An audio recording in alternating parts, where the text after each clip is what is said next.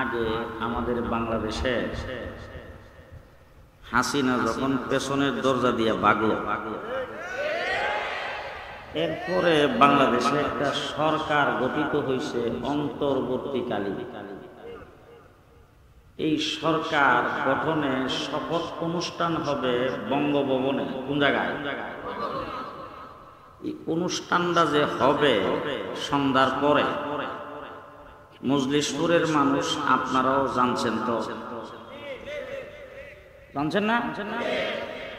আপনারা যারা জানছিলেন তারা সবাই কি ওখানে যাইতে পারছেন? হ্যাঁ, মানুষ গেছে 1400। কয়শো?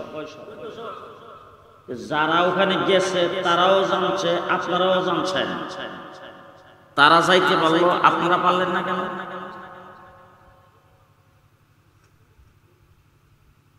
জায়গাটা অনেক দামি, বঙ্গভবন।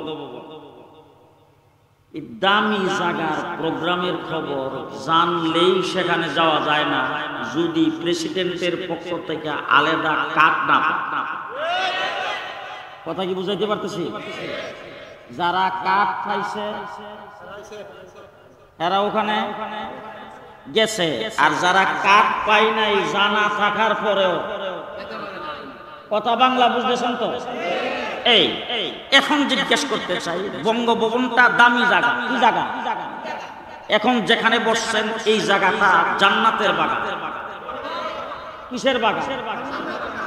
বঙ্গভবনের চাইতে দাম তো অর্ধেক। যে গোটা পৃথিবীর প্রেসিডেন্ট হাউসগুলির মধ্যে সবচাইতে দামি হলো হোয়াইট হাউস। আমেরিকার প্রেসিডেন্ট মিস্টার জো বাইডেন সাহেব যেখানে বসেন, হোয়াইট হাউসকে কয়েক লক্ষ বার বিক্রি করা হলে জান্নাতের এক মুষ্টি মাটির সমান হবে না। এখন বসছেন কোন জায়গায়? জান্নাতের বাগানে। বঙ্গভবনের প্রোগ্রামের খবর জীবন জানলেই যাওয়া যায় না, জান্নাতের বাগানের প্রোগ্রামের খবরও জানলেই আসা যায় না। জান্নাতের বাগানের জন্য আল্লাহর পক্ষ থেকে যাকে দাওয়াত দেওয়া হয় তিনি আসতে পারেন। আপনারা আল্লাহ পাকের পক্ষ থেকে কাটে গেছেন, এই জন্য আপনারা এখানে আসেন। খুশি না বেজা? যে খুব খুশি। খুশি না? জান্নাতটা দামি, দামি জায়গায় কিন্তু দামি মানুষ ছাড়া কেউ যাইতে পারে না। জান্নাতের বাগান দামি, আপনারা যারা এখানে এসেছেন আপনারাও দামি। দামি মানুষ যদি কোনোখানে যায় তারে ভাড়া দেয় পুলিশ। পুলিশ আজকে যদি তত্ত্বাবধায়ক সরকার প্রধান এখানে আসে, এইভাবে খালি দেখতে পারবেন? বাবা, গেটে পুলিশ, ছাদের উপরে পুলিশ, ডাইনে পুলিশ, বামে পুলিশ, নিশ্চিদ্র নিরাপত্তা। ঠিক কিনা বলে? প্রেসিডেন্ট দামি মানুষ, প্রধানমন্ত্রী দামি মানুষ, তত্ত্বাবধায়ক সরকারের প্রধান দামি মানুষ, এই জন্য তাদেরকে পাহারা দেয় পুলিশ। জান্নাতের বাগানে যারা বসেছেন আপনারাও দামি মানুষ, আপনাদের চতুর্দিকে নূরের তৈরি ফেরেশতা। এখন দেখেন যে যেমন দামি তার পাহারাটা তেমন। আজকে যদি মনে করেন আপনাদের এলাকার এমপি সাহেব, এমপি এখন নাই, সব গেছে এলাকার এমপি যদি এমপি থাকা অবস্থায় আসে তাইলে তার সঙ্গে 2-3 জন পুলিশ, যদি মন্ত্রী আসে তার জন্য 5-7 জন পুলিশ, সিনিয়র মন্ত্রী আসলে তার জন্য 2-1 গাড়ি পুলিশ, প্রধানমন্ত্রী যদি আসে ও বাবা, ডাইনে পুলিশ, বামে পুলিশ, সামনে পুলিশ, পেছনে পুলিশ, ছাদের উপরে পুলিশ, পারলে মাটির নিচেও পুলিশ। ঠিক কিনা বলেন? প্রধানমন্ত্রী প্রেসিডেন্ট খুব দামি, যাদের নাম উচ্চারণ করলে মাননীয় প্রধানমন্ত্রী মহামান্য প্রেসিডেন্ট বলতে হয়, তাদেরকে পাহারা দেওয়ার জন্য শুধু নিচে থেকে পাহারা দিলে হয় না, বাঁশ দিয়া টাওয়ার বানায় সিঁড়ির উপরে পুলিশ, ছাদের উপরে পুলিশ। আজকে যারা জান্নাতের বাগানে এসেছেন আপনারা এত দামি, আল্লাহ পাকের নূরের তৈরি ফেরেশতারা এখানে একজনের কাঁধে আরেকজনে বসে জমিন থেকে আসমান পর্যন্ত পাহারা দিচ্ছে। সেই পাহারার বেষ্টনীতে এখন আছেন খুশি না বেজান? পোস্টারের মধ্যে নাম দেখলাম হযরত মাওলানা মেরাজুল হক কাসেমী, আমাদের অত্র এলাকার অত্যন্ত জনপ্রিয় মুফাসসিরে কোরআন, দারমা মাদ্রাসার শাইখুল হাদিস মুহতামিম, আমার আবার বিআই, উনি এইখানে আসবেন। হযরত মাওলানা আশরাফ আলী সাহেব, উনি খরশপুর মাদ্রাসার শাইখুল হাদিস, তিনিও আসবেন।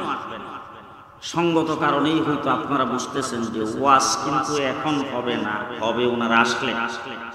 আমি আপনাদের সামনে দুই চারটা কথা বলার জন্য দাঁড়াইছি, বসছি আইসা দুই চারটা কথা আপনাদের সামনে বলবো, ওয়াজ না। আজকে পোস্টারে হ্যান্ডবিলে প্রচারে আপনারা দেখেছেন একজন ব্যক্তির ইসালে সওয়াব, ওনার রূহের মাগফিরাতের জন্য ওনার সন্তানেরা, ওনার এলাকার যুবকেরা আজকের এই মাহফিলের ইন্তজাম করেছেন। এইখানে মাদ্রাসার ছাত্র আলেম উলামায়ে কেরাম যারা আছেন, আপনাদের নিশ্চয়ই জানা থাকবে দেওবন্দ দারুল উলুম মাদ্রাসা অর্ধ শতবর্ষরের প্রিন্সিপাল, মজলিসপুর মাদ্রাসা না, কিন্তু কোন মাদ্রাসা? দেওবন্দ মাদ্রাসা। হযরত মাওলানা কারি তৈয়ব সাহেব রাহমাতুল্লাহি আলাইহি উনি মাদ্রাসার ক্লাসের মধ্যে বসে সরে তাহজিব নামে একটা কিতাব আছে, সেই কিতাবটা পড়াইতেছে।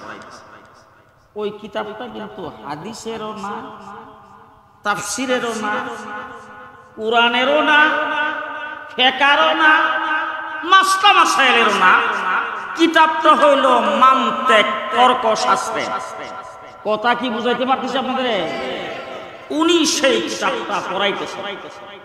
এমন সময় মহল্লার একজন ব্যক্তি আসছেন, আইসা দর্শের দরজার মধ্যে দাঁড়াইছেন। দাঁড়ানোর অবস্থাটা দেখে মনে হইছে উনি ওই লোকটা হুজুরের কাছে কিছু বলতে চান। উনি হঠাৎ করে নজর পড়ছে লোকটার দিকে, উনি ডাক দিয়া তাকে বলছেন, বাবা আপনি কিছু বলবেন?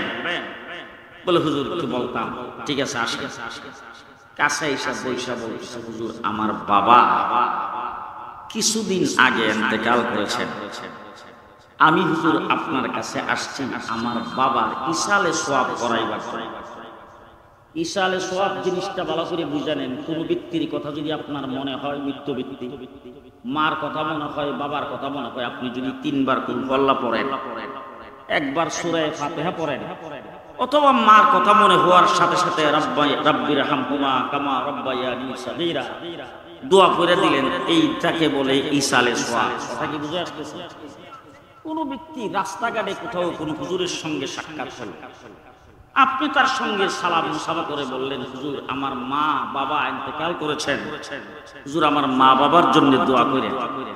সাথে সাথে হুজুর বলল, আল্লাহ তোমার মা বাবাকে জান্নাতের আলা মুকাম দান করুন। এই যে দোয়াটা করেছেন এটা হলো ইসালে সওয়াব। কথা কি বুঝে আসছে? কারি তৈয়ব সাহেব রাহমাতুল্লাহি আলাইহি বলতেছেন, হুজুর আমি আসছি আমার বাবার ইসালে সওয়াব করাইবার জন্য, আপনি একটু ইসালে সওয়াব করে দিবেন। এই কথা বলার সাথে সাথে উনি ছাত্রদেরকে বলতেছেন, ছাত্ররা তোমরা সবাই কিতাব বন্ধ করে বসো, এতক্ষণ পর্যন্ত আমি যে তোমাদের সামনে কিতাবটা পড়াইলাম, যেটুক পড়াইছি এইটুক এই লোকের বাবার নামে ইসালে সওয়াব করে দিতে চাই। কি কিতাব? সরে তাজিব। এই কিতাবটা তর্কশাস্ত্রের কিতাব, কোন হাদিস কোরআন না। এই ঘটনা অনেক লম্বা, আমি লম্বা ঘটনা বলতে চাই না। সরে তাজিব কিতাব মাদ্রাসায় পড়াইতেছে, এলমি দ্বীন শিক্ষা করতে যারা আসছেন সেই ছাত্রদেরকে। উনি যদি সেই কিতাবের ইসালে সওয়াব করেন, আজকের এই মাহফিলে উলামায়ে কেরাম যারা আসবে কোরআন এবং হাদিস থেকে যে কোনো দিক থেকে আলোচনা করবেন, সমাজের মানুষের যে কোনো দিক থেকে দিক নির্দেশনা দিবেন, পুরাটাই এই মৃত্যু ব্যক্তির নামে ইসালে সওয়াব। কথা কি বুঝাইতে পারতেছি? 2 নম্বর, আপনি আমি যে এখানে আসছি, গায়ের মধ্যে কিছু বাতাস লাগতেছে কিনা?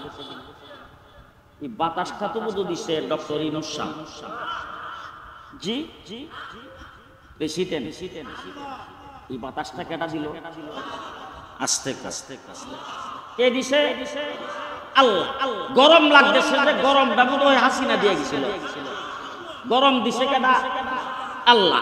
বাদ দিলাম এসব, আপনাদের পাশে যে তিতাস নদীটা, এটা তো আমার মনে হয় এই উবাইদুল মুক্তাদিরে কাটাইছে জি জিল্লুর রহমান, আমাদের আব্দুল সাত্তার সাহেব, মুফতি আমিন ইসা, কেটা কাটাইলো?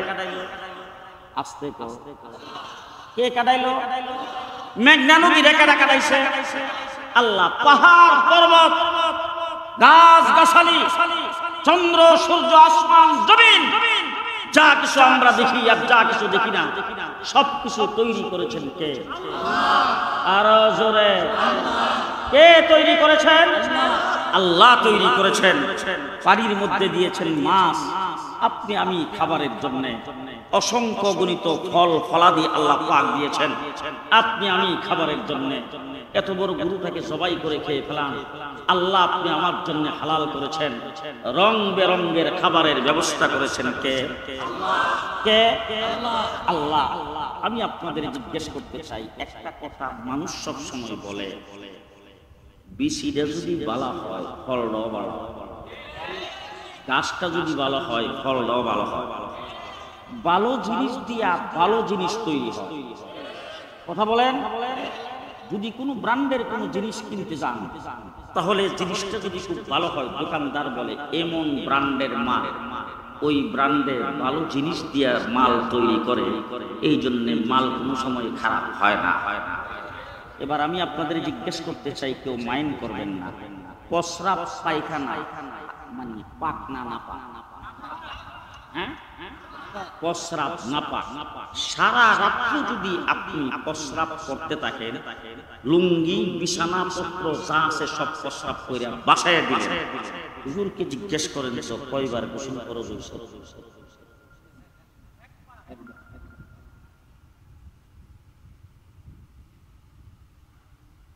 বলেন বলেন। প্রস্রাব যদি সারা রাত্র 24 ঘন্টাও যদি করতে থাকেন, বিছানাপত্র যা আছে সব সরায় দিলেন, একবারও গোসল ফরজ হবে না। প্রস্রাব আপনার শরীরে, আপনার জামা কাপড়ে যেখানে লাগছে সেই জায়গাটা ধুয়ে ফেললেই পাক হয়ে যাবে, ঠিক কিনা বলেন? প্রস্রাব পাক না পাক? আস্তে আস্তে নাপাক। পায়খানা যদি সারা রাত্র করতে থাকেন, পাতলা পায়খানা হয়ে গেছে, স্যালাইন খাওয়াইলেন, এমোটিল খাওয়াইলেন, ফ্লাজিল খাওয়াইলেন, কোনটার দ্বারাই কাজ হয় না, হরদম পায়খানা করতেছেন, পায়খানার দ্বারা আপনার বিছানাপত্র সব একাকার হয়ে গেছে, ঘরের দুর্গন্ধর সুরে কেউ যাইতে পারে না। ফতোয়া তালাশ করে দেখেন আলেম ওলামায়ে কেরামের কাছে একবারও গোসল ফরজ হয় নাই। পায়খানা পাক না নাপাক? আস্তে আস্তে পায়খানা নাপাক। এইবার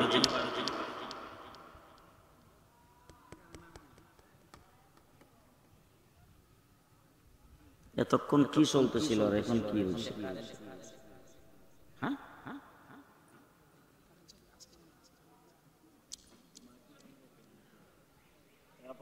আল্লাহ পাক তোমাকে কোনো কথা বলে সেই কথাটাকে আমরা বেশি মূল্যায়ন করি।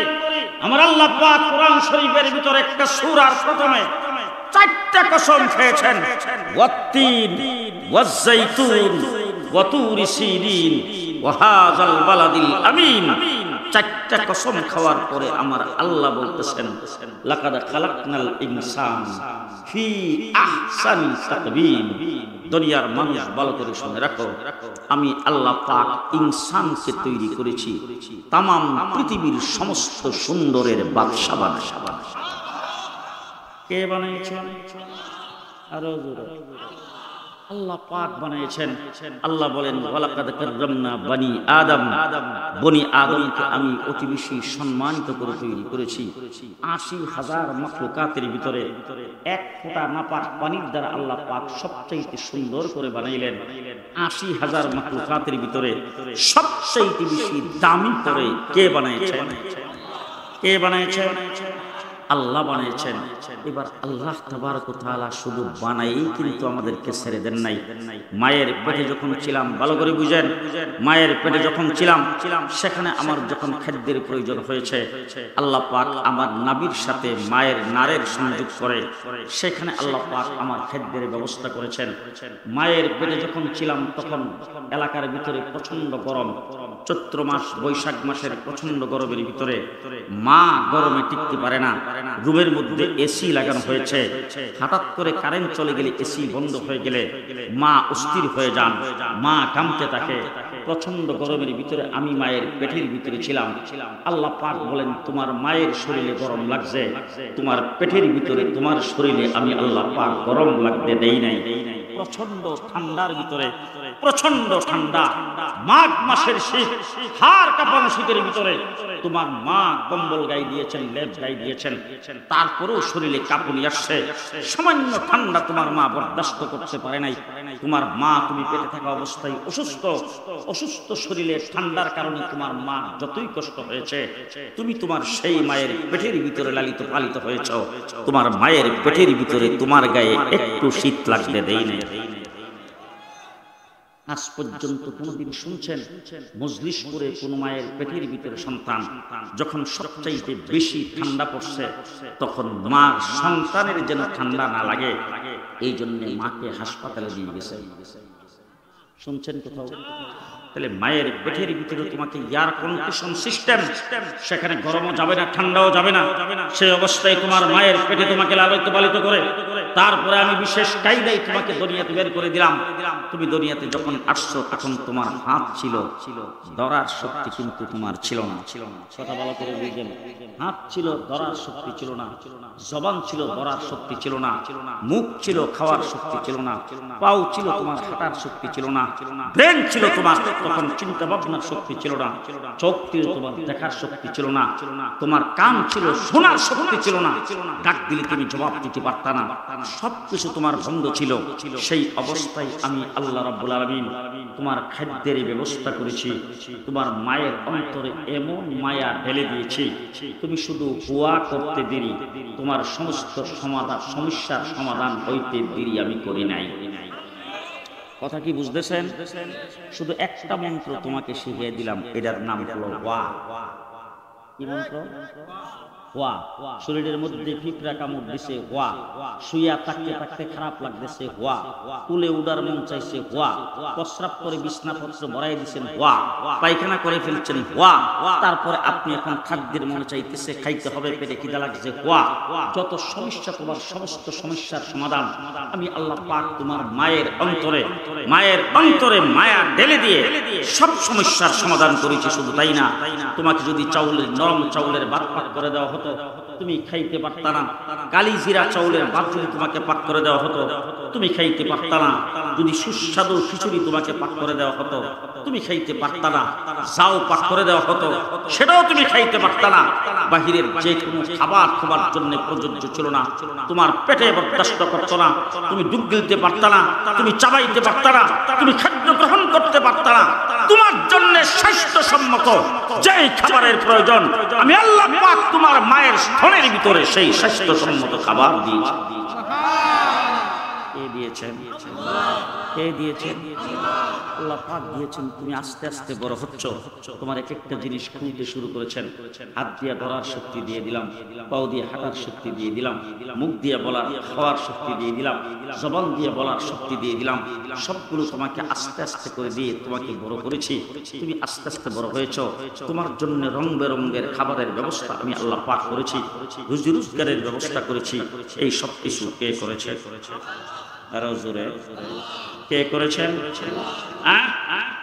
আলাম নাজআলিল আরদা মিহাদা ওয়াল জিবালা আওতাদা ওয়া খালাকনাকুম আজওয়াজা ওয়া জাআলনা নাওমাকুম সুবাতা ওয়া জাআলনাল লাইলা লিবাসা ওয়া জাআলনান নাহারা মাআশা وبنينا فوقكم سبعا شدادا وجعلنا سراجا وهاجا কে দিয়েছে?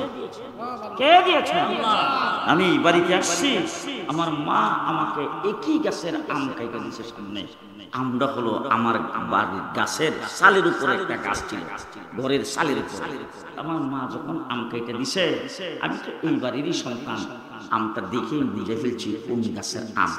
একটা টুকরা খাইলাম মিষ্টি, আর একটা টুকরা খাইলাম চোখা। মাকে ডাকতে জিজ্ঞেস করলাম, মা আমটা দেখতে দেখা যায় ঘরের সালের উপরে গাছের আম, খাইলাম একটা টুকরা লাগলো চোখা, আর একটা টুকরা লাগলো মিষ্টি। ও আম্মা বুঝলাম তো না, দুই জাতের আম দিছো নাকি? মা আমার একটা হাসি দিয়ে, খাব্বা ঘরের পেছনে যে ডালটা, ওই ডালটার মধ্যে রুদ্র লাগে না, ওই সাইডে বাঁশের জাত, ওই ডালে যে আম ধরছে এইগুলি রুদ্র না লাগার কারণে মিষ্টি হয় নাই। সালের উপরে যেটার মধ্যে রুদ্র লাগছে সেটা মিষ্টি। সুবহানাল্লাহ এখন বলা লাগবে না, সকালে নাস্তার পরে করে। রুদ্র যে আল্লাহ পাক সূর্য দিয়েছেন, তার দ্বারা আমাদের উপকার করছে কিনা বলেন?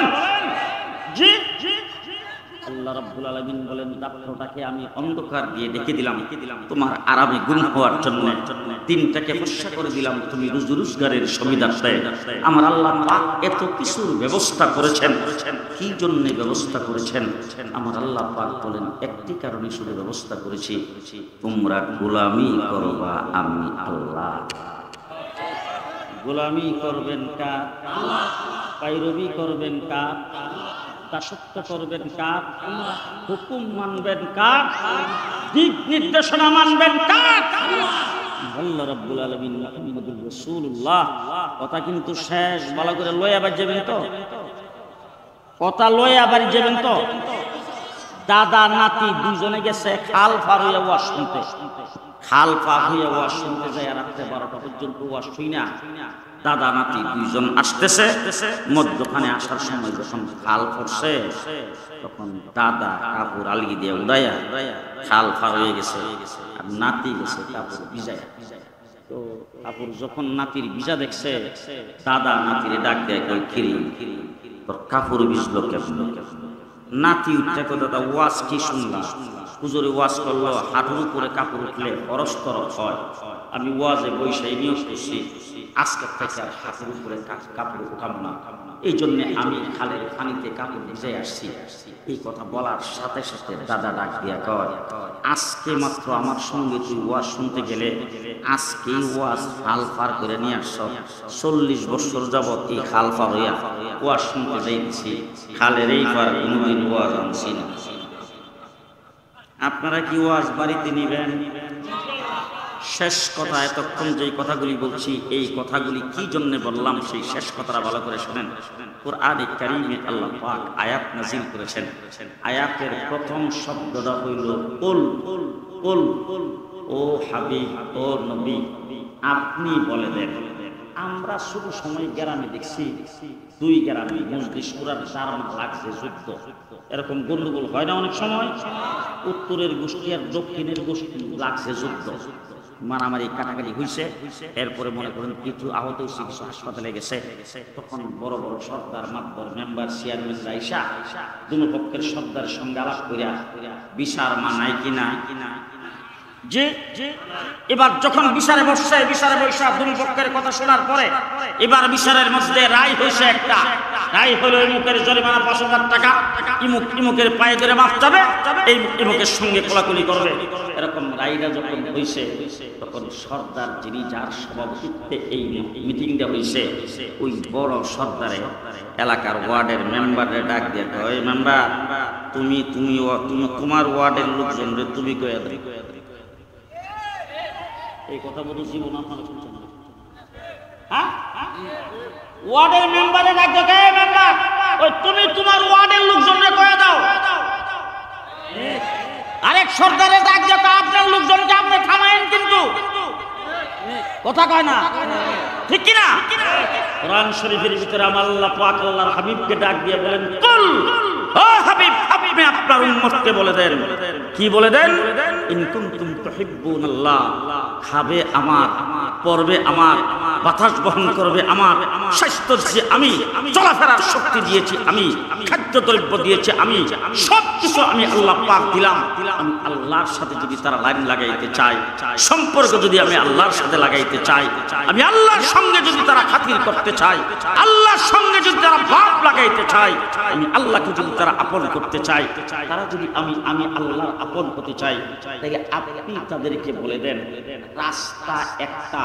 তার কারণ হলো আপনার বান্দার, আপনার উম্মতেরা যারা দুনিয়াতে আছে তারা কিন্তু আমারে দেখে নাই।